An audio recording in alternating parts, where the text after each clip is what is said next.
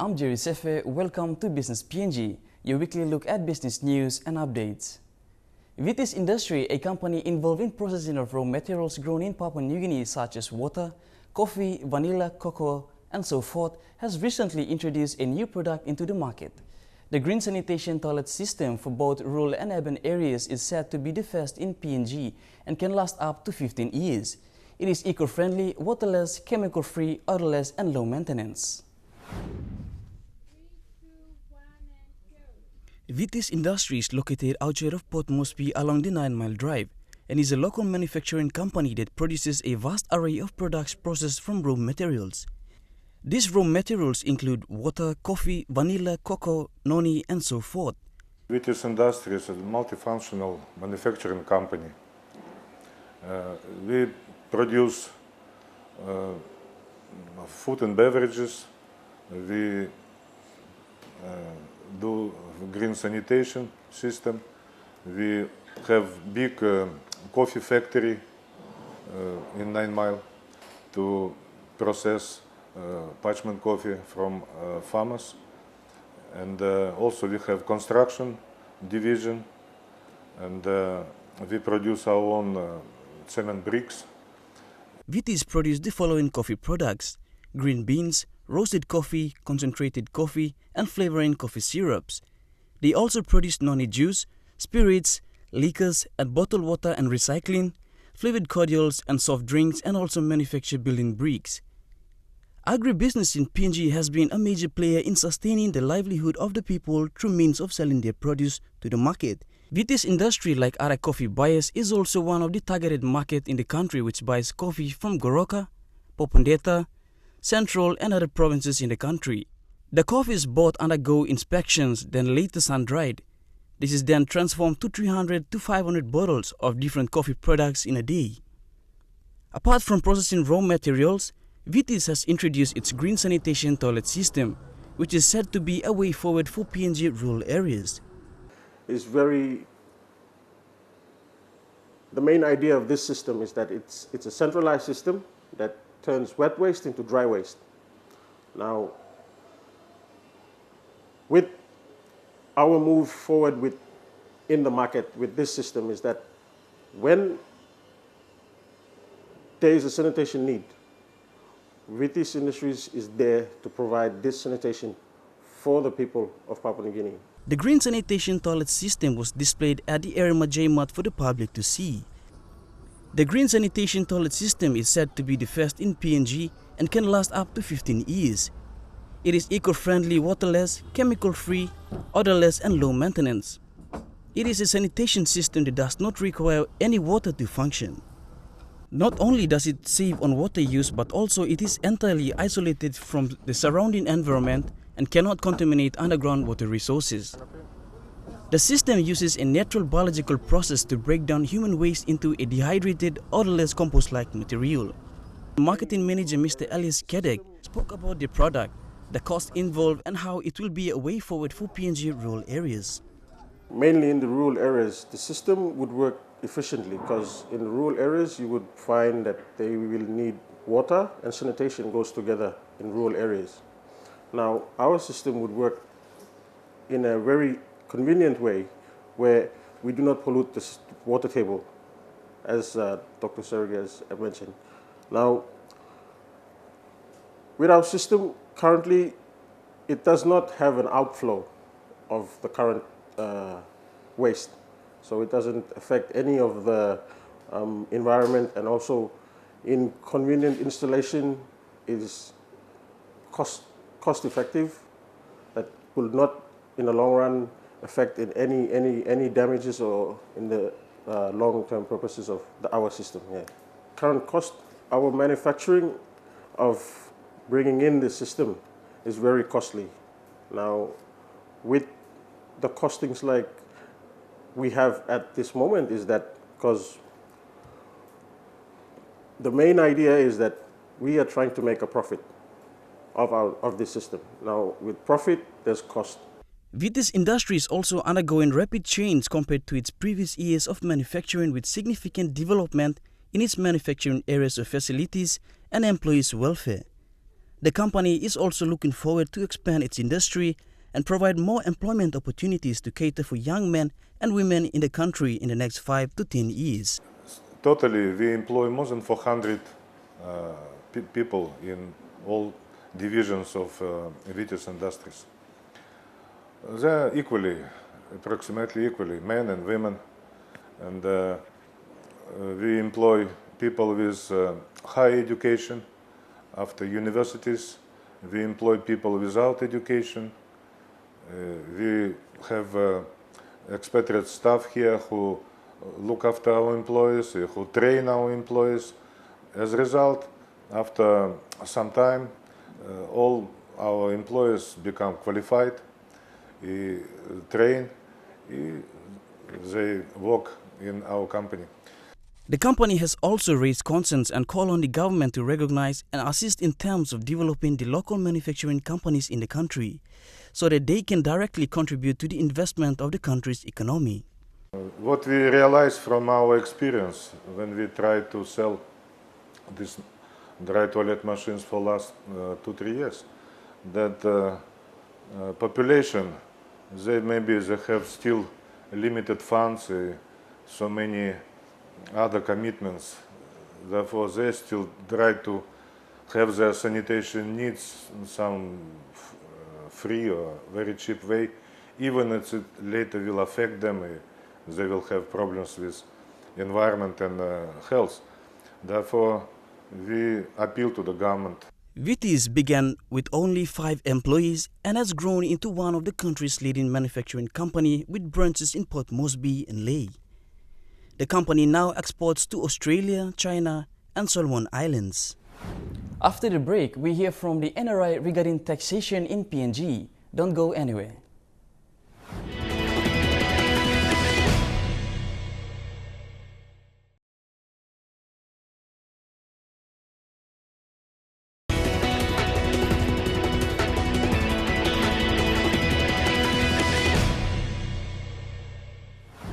The recent National Tax Research and Review Symposium commissioned by the National Research Institute was held in order to research and analyze various areas of taxation and related topics under the common theme of analysis of taxation policies and reforms affecting individuals and businesses in Papua New Guinea. We hear from Drs. Osborne Sanida and Francis Ondongo about the outcomes of the symposium. Papua New Guinea is a lower middle income country in the South Pacific, whose trajectory and scope of economic transformation in the past 10 years have been probably the most impressive in the region, accounting for 2.3% of the region's gross domestic product. The Department of Treasury, however, believes that the country's impressive economic growth has not been translating into optimal fiscal and revenue yields. With the prospect of an extended period of strong economic growth, tax revenue is expected to pick up from 9.7 billion kina in 2014 to 10.5 billion kina in 2015, growing to 14.4 billion kina by 2018. Non-tax revenue is projected to reach 1.2 billion kina by 2018. To ensure that tax and non-tax policies, revenue collection and administration are relevant, effective and efficient, the government of Papua New Guinea decided to undertake a comprehensive review of the country's fiscal regime to reflect the country's current and medium-term socio-economic growth and trends. In simple terms, growing the economy is basically, well, the word grow means to increase. An economy is the economy of PNG. So in terms of, so in an economy, there are four main players in the economy. You have the consumers, then you have the business sector who are producing the goods and services for consumption, and you also have the government. And the final one is the foreign sector. This involves those who produce to export as well as those who import.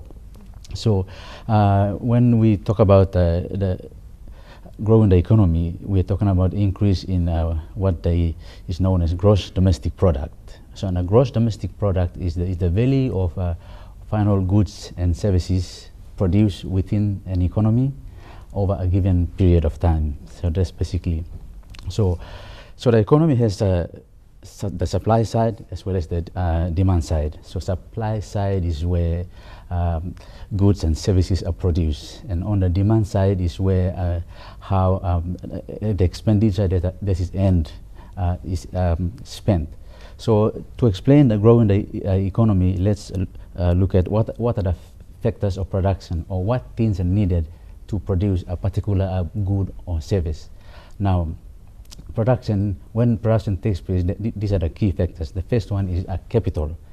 Capital, these are the plant and equipment that businesses use to produce a good or a service.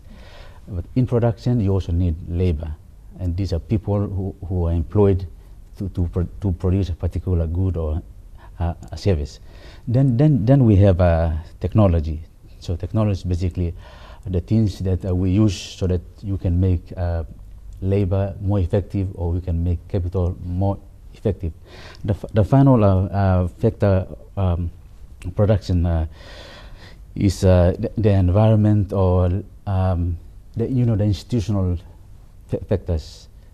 How efficient they are also affects how capital, labor, and technology can be used. So growing the economy is basically to increase the amount of goods and services produced within an economy over a given period of time. And to do this, you need to increase these factors of production I just mentioned: capital, labor, technology, and the institutional factors.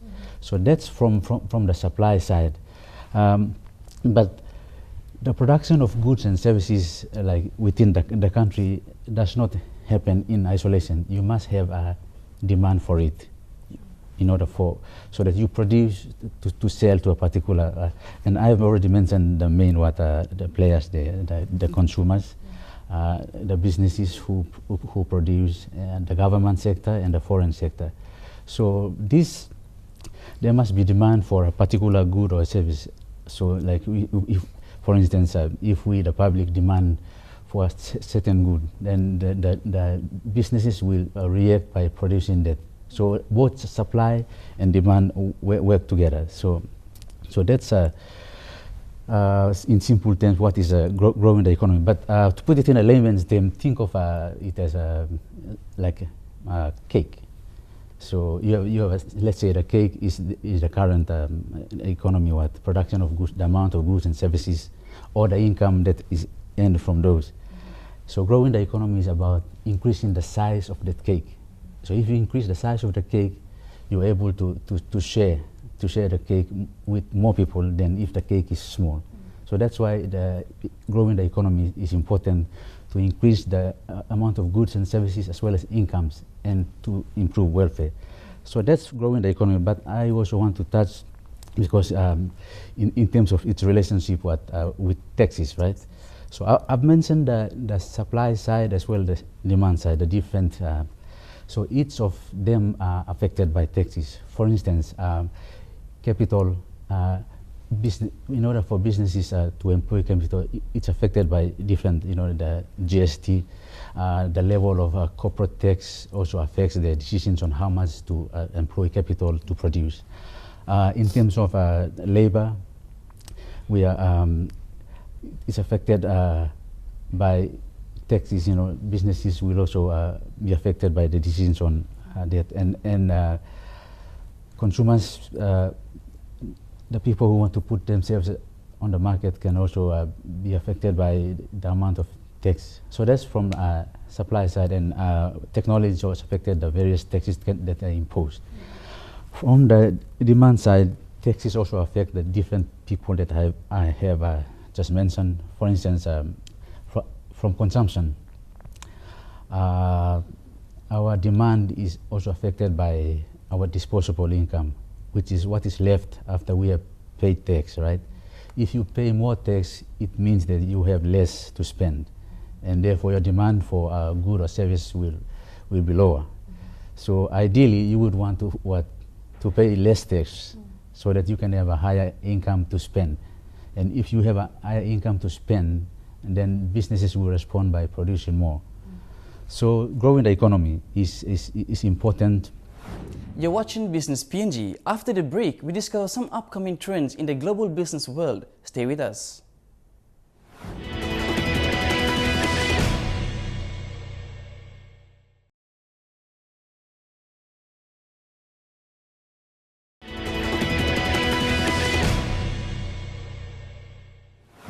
Welcome back. In times of great economic prosperity, the very foundations of life and business undergo changes that transform industries and companies. The emergence of earth-shattering business trends redefines the way business is conducted and profit is realized. These are game changers. The track record of Crowdcube, one of the UK's biggest crowdfunding platforms, provides a compelling case for crowdsourced investment. But what exactly is crowdsourcing, and why is it being considered a game changer? Crowdsourcing is the process of obtaining needed services, ideas, or content by soliciting contributions from a large group of people, and especially from an online community, rather than from traditional employees or suppliers. The process is often used to split tedious work or to fundraise startup companies and charities, and can also occur offline. Success stories include Clearwater Revival, which developed a unique filtration technology using natural biological processes rather than chemicals to clean swimming pool water, and raised over £185,000 through Crowdcube to bring its technology to a market estimated to be worth $3.55 billion annually. With so many good businesses not getting what they need because the pendulum has swung too far the other way in terms of risk appetite, instead of relying on banks, they have other options, including peer-to-peer lending platforms and crowdfunding. For some startups, crowdfunding has provided crucial capital to getting them to the next stage of growth. Crowdfunding is exactly as it sounds. You are literally sourcing funds from a crowd. Rather than one sole investor or a handful of investors, you could potentially gain investment from hundreds of different people who wish to support your growing business and invest a small amount to help you succeed. Few would dispute that crowdfunding can be a smart way of tapping into a personal network of contacts through an online pitch via a crowdfunding platform. You could end up with hundreds of shareholders who provide the money you need, but offer no additional value to your business and helping you succeed. The model has fundamentally changed the way that entrepreneurs fund their businesses. Goncalo de Vasconcelos, CEO of equity crowdfunding platform Syndicate Room, describes it as nothing short of revolutionary, both for investors and for startup companies. He says crowdfunding investors have come to play a crucial role in supporting the UK's SME sector by supplying an alternative and affordable source of finance to businesses. Even though the banks are now starting to lend to small businesses again, the supply of conventional finance is still a fraction of what it was. So crowdfunding is here to stay, going from strength to strength globally. Who knows? Papua New Guinea could very soon be tapping into the game-changing method of crowdsourcing. The idea is immense. Where a two-dimensional printer prints ink on flat surface paper, a 3D printer prints solid 3D objects.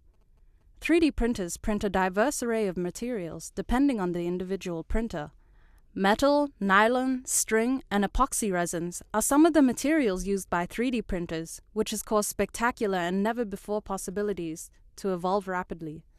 Indeed, the ramifications brought on by 3D printers will ultimately affect intellectual property law, science, and the face of consumerism, among other societal factors. Houses, clothes, and even customized spare parts for machines used by the likes of NASA are amongst the more formative uses of 3D printers. This gives a hint of the length of time they've been around. They have been around for decades, used profusely in manufacturing machine shops. Custom crowns are regularly printed in dental labs from X-rays in under an hour, while the 737 Dreamliner is known to have at least 32 different 3D printed parts. Mainstream access to 3D printing is being sturdily egged on by 3D printing companies and competitive low prices, with some printers just up for over $400. 3D printers have quietly been soldiering on with their exclusive services. Their recent accessibility to the wider audience is already brewing major change in marketing, creative mindsets, and production. Accessories like iPhone or Samsung phone covers, kitchen tools, toys, earrings, along with personal inventions, are steadily being made possible to create out of the average basement, with businesses taking the market with simplification tactics, such as taking in designs and printing for customers. If you're able to have the idea or have, the blueprint of what you want, you can actually get it made. So there's no limits with 3D printing. My name is Joshua Okubaye and I'm the co-founder of High Spirit. And this is my brother, John Okubaye, and I'm also founder of High Spirit Bags. So High Spirit basically is a backpack company we make fashionable backpacks that are also theft-proof. Our backpacks are theft-proof because you can't get into them from the front side of the bag. The only way of getting into them is through the back. So when the bag's on your back, your stuff is completely protected. The technology that we believe that is going to emerge in the next 30 years is 3D printing, because it's going to take impulse buying to another level. Now we're living in the age of clicking on something and ordering it. How about if we click on something and have it there created for us? I feel these technologies will change the way people live by making the shopping experience more of an experience and less of just a purchase and going home. So that will mean that when a customer goes into the store, they're able to experience all kinds of emotions and all kinds of, technologies in a short space of time, but then that will make the experience a memorable one that keeps them coming.